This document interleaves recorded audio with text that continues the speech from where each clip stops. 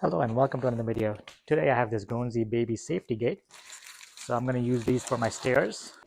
You can use it for any door or opening, wherever you'd like to corral your child or pet. It comes with all the instructions included. This is an essential item for any parent who has a child that's starting to walk, is mobile, and you'd like to keep them away from dangerous items or dangerous places in your house. As you're taking these things off, there's these wider belts on both sides. There are these wider belts here as well as here. So you're not going to cut the wider belts. You can go ahead and cut the zip ties, the skinnier zip ties, but make sure you leave the wider belts intact because that's what's holding these gates together with some pressure, and that'll make the installation process a lot easier for you. If you do happen to cut them off, don't worry. You're just going to need to use some extra pressure from your hands to squeeze it in place. You can still install it, but it's best if you leave them as they are to make your installation process easier.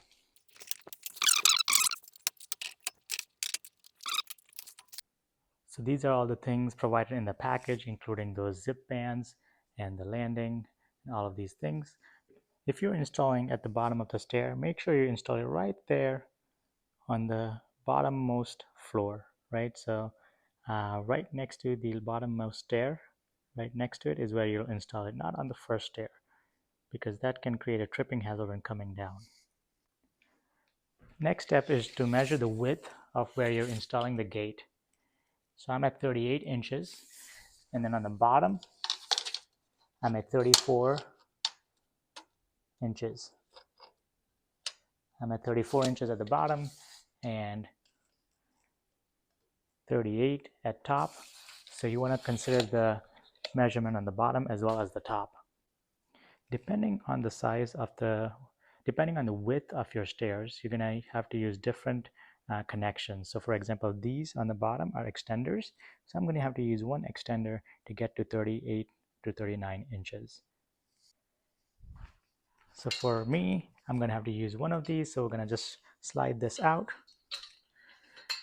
from the top and the bottom, and that separates the two. With my size, I will need the short extender.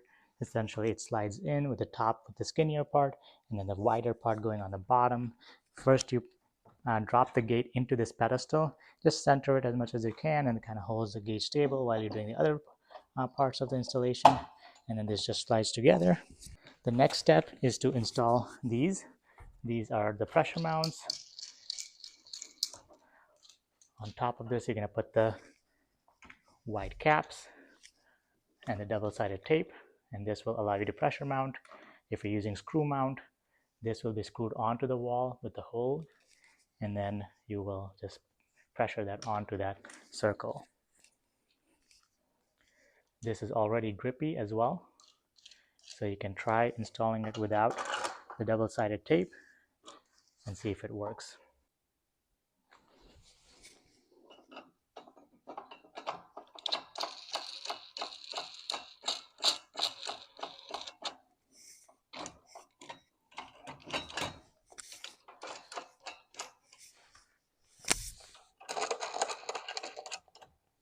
They've included mounting hardware for the wall plates as well.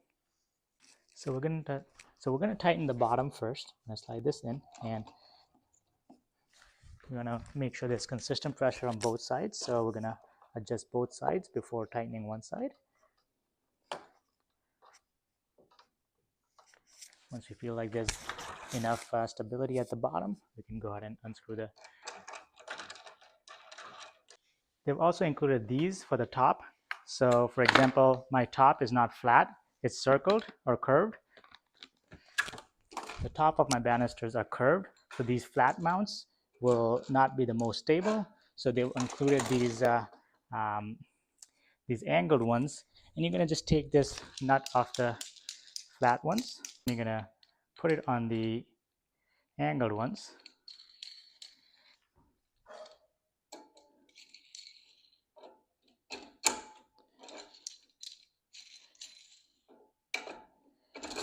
insert, and it's the same concept, but it's going to give you better grip and better stability on these wooden banisters. So let's go ahead and do that on both sides.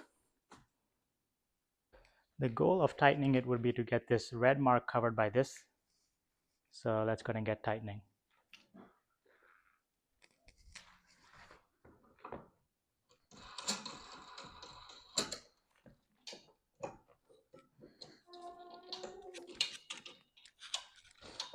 So unfortunately, I had cut the tab and I had not properly installed. So actually the thing came apart, but that's why they give you these extra straps. So you can go ahead and put this together and pull it tight to bring it together, as well as it came from shipping. You can also hold it with your hand and get it close to each other. But if you're having difficulty doing it that way, you can use those straps to reinstall.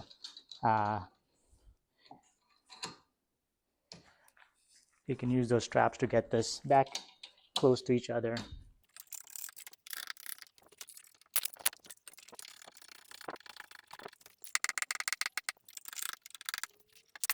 As you can see, the red mark is about to get covered by these.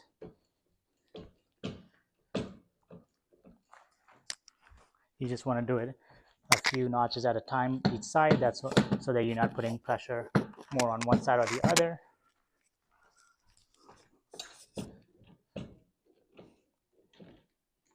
Once you have the top tightened, you can retighten the bottom as well. Make sure you have equal pressure on the top and the bottom. And now, as you can see, the door is super stable. Once you have the door installed, slide this and pull and push to close. Slide this and pull to close. You just push. The bottom, when you slide this, the bottom is still latched, so it does require some force, so you can lift and pull or just push through it. But the best would be if you pull and then lift the gate, then it comes up really easy. But if you just have one finger available, then you can just kind of kick and it'll pull out. But it takes a little bit of force on the bottom latch. So best is to kind of just pull, lift, and then open. So the installation is super quick. They make it easy for you to install it to banisters, as well as flat walls. Comes with mounting kits and everything included. Like I said, takes 5 to 10 minutes to install. It's super sturdy. You can make it sturdier by making it tighter or wall mounting it. I recommend this product. It's easy to install. It's stable. It's easy to open and close. And it's going to make it much safer for your child, making sure they don't fall.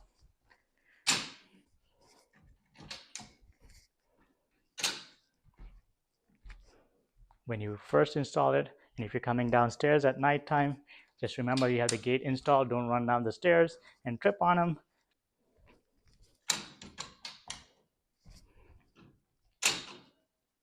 Seems pretty stable. Thank you for watching. I'll see you in the next one.